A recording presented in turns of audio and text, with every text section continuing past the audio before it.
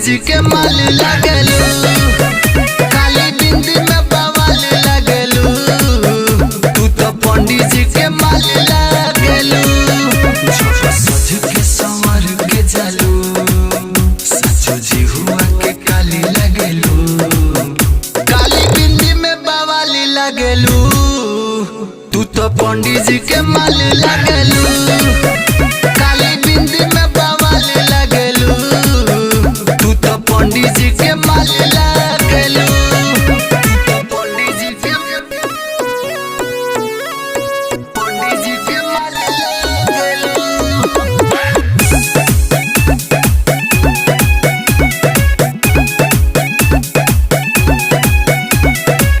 कौन मजा पवल खोवा पनीर में, गइलुए जान पंडित के तकदीर में,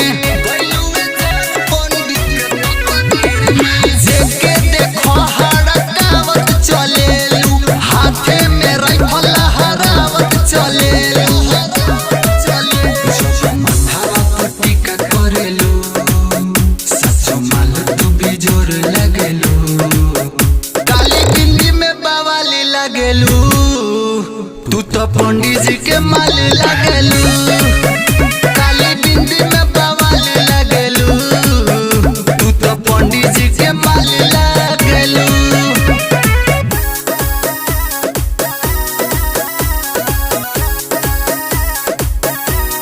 पंडित जी के माल लगेलू।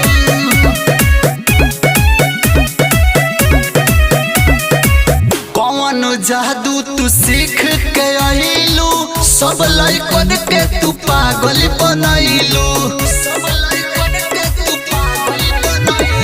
रूपवा के तोहरा बड़ाई सभे करे, लइकन जवान सब तोहरे पर मरे,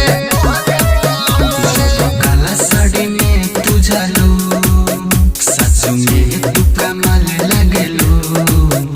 काली बिंदी में बवाल लगेलू, तू तो पंडित जी के माल लगेलू,